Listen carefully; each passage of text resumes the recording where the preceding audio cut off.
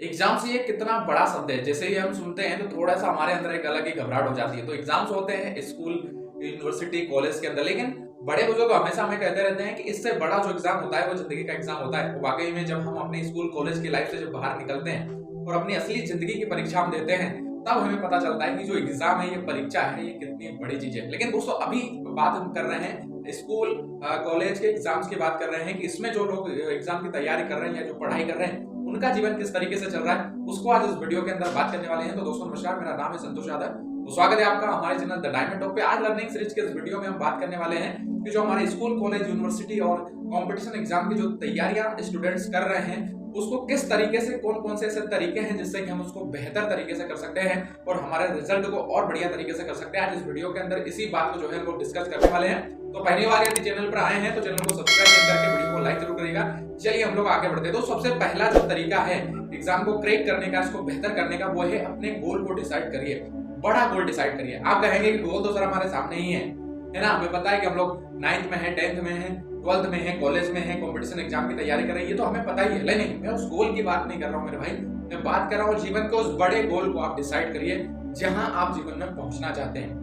यदि आप अपने बड़े गोल को लेकर एग्जाम्स की तैयारी करेंगे तो फिर आप ये छोटी मोटी परेशानी से बहुत ऊपर उठ जाएंगे। यदि हम लोग करेंट एग्जाम के बारे में ही सोचेंगे और उसी के हिसाब से तैयारी करेंगे तो शायद हमारे अंदर एक अलग उधेड़पुन हो सकती है। लेकिन जब आपका गोल बड़ा होता है, जब आपको पता होता है कि लाइफ में मुझे तो यहाँ पर पहुंचना है, तो फिर जब आप एग्जाम्स की तैयारी करते हैं तो वो आपके लिए बहुत आसान हो जाता है कि उसमें कोई उधेड़पुन रहती नहीं है। स्वामी विवेकानंद जी ने बहुत ही अच्छी गोल्डन स्टेटमेंट दिया है और उन्होंने कहा है कि जीवन का एक लक्ष्य बनाइए और अपना पूरा जीवन उस लक्ष्य को प्राप्त करने में लगा दीजिए। लेकिन दोस्तों जब आप मेहनत करेंगे, एग्जाम की तैयारी करेंगे, अपने लक्ष्य को पूरा करेंगे, तो कई बार आपको तकलीफ भी होगी और कई बार जो है आप फेल भी होंगे। ऐसा जरूरी नहीं कि हर बार आप जो है पास होंगे, कई बार कठिनाई होती है। और किसी ने बहुत अच्छी लाइन कही है कि गिरते हैं मैदान जंग में वही लोग जो मैदान में जंग करते हैं, वो तिफल क्या गिरेंगे जो घुटनों के बल चलते हैं। तो लाइफ में ये छोटी छोटी चीजें तो हडल्स तो हमारी लाइफ में आते रहते हैं, तो घबराना नहीं है। जब भी आप गिरे तो आप सोचिए कि लाइफ में जब हम लोग जब छोटे थे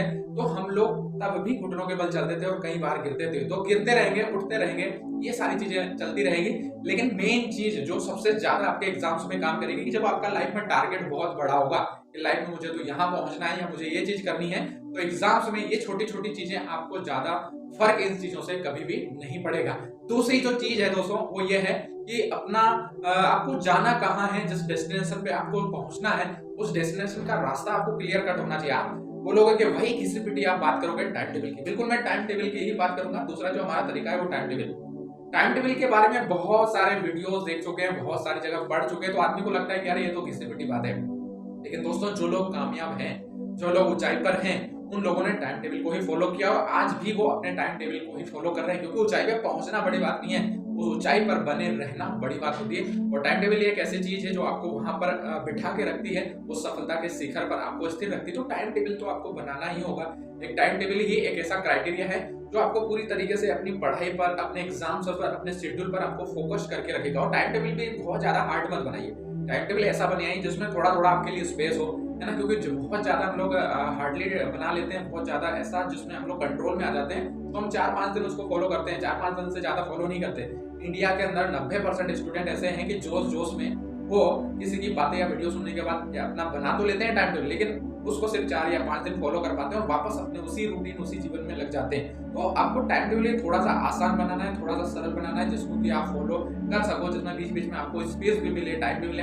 और इस स्पेस में आपको करना क्या है, आपको म्यूजिक सुन लेना है, थोड़ा घूम फिर लेना है, फैमिली दोस्तों के साथ बैठ जाना है, तब जाके आप बेहतर तरीके से जो है उस अपने एग्जाम को क्रैक कर पाएंगे। इस तरीके को आपको फॉलो करना पड़ेगा कि टाइम टेबल तो बनाना ही पड़ेगा। हमारे जो गोल्डन बॉय हैं, है ना, जिन्होंने जो है पदक जीते हैं जितने भी ओलंपिक के अंदर, उन सभी लोगों के टाइम टेबल जो है पूरी तरीके से सेट है, तब जाकर वो जो है यहाँ पर पहुंचे। तो दूसरी जो चीज आपको करनी है वही क्या करना है, टाइम टेबल आपको जो है अपना सेट करना पड़ेगा। दोस्तों तीसरा जो तरीका है वही तरीका है कि मन को आपको शांत करना पड़ेगा। क्योंकि जब एग्जाम्स आते हैं तो एक अलग ही प्रेशर हमारे अंदर होता है और तब हमें थोड़ा सा मन की शांति करनी पड़ती है। क्यों? क्योंकि हम लोग स्टार्टिंग में ज्यादा पढ़ाई कुछ स्टूडेंट नहीं कर पाते, तो आखिरी में बहुत ज्यादा प्रेशर होता है। इतने दिन बचे हैं, इतना पढ़ना है, लास्ट का नहीं पढ़ पाया, मेरे दोस्त ने तो ये चीजें पढ़ ली है, मैंने तो ये नहीं कर पाया। तो एग्जाम में प्रेशर तो होता ही है और वो होगा भी। लेकिन आपको मन को शांत करना पड़ेगा और मन को शांत करने के लिए आपको डेली जो है कम से कम 15 मिनट का टाइम आपको मेडिटेशन के लिए निकालना है। मेडिटेशन जब आप करेंगे तो मन आपका शांत होगा और मन शांत होता है तो एक वैज्ञानिक रिसर्च कहती है कि शांत मन जो है 4 गुना ज्यादा चीजों को याद कर पाता है। तो जब आपका मन शांत रहेगा तो बाकी का जो पेंडिंग वर्क है उसको भी बहुत सरल ढंग से जो है आप पढ़ पाएंगे, समझ पाएंगे, आपके दिमाग में वो चीज बैठ पाएगी और जब आप एग्जाम सेंटर में जाएंगे वही चीजें आएंगी और उसको आप बेहतर तरीके से उसका आंसर जो है दे पाएंगे। तो इसके लिए आपको 15 मिनट का मेडिटेशन करना है, ध्यान करना है, साधना करना है। बहुत सारी चीजें हैं जो आपके मन को शांत कर सकती है। थोड़ा थोड़ा बीच में म्यूजिक भी आप सुनेंगे तो बहुत सारी चीजें बेहतर तरीके से हो सकती हैं। तो तीसरा जो तरीका है वो ये तरीका है कि मन को तो आपको एग्जाम टाइम में शांत रखना ही पड़ेगा। चौथी चीज दोस्तों, जब हम युद्ध में जाते हैं तो एक सैनिक को पता होता है कि उसका दुश्मन कौन है और यहाँ पर भी हमें समझना पड़ेगा कि एग्जाम के समय हमारे सबसे बड़े दुश्मन कौन है। अब वो दुश्मन बदल चुके हैं, अब वो दुश्मन है ओटीटी प्लेटफॉर्म, सोशल मीडिया। ये जो चीजें हैं ये हमें बहुत ज्यादा प्रॉब्लम्स करती हैं।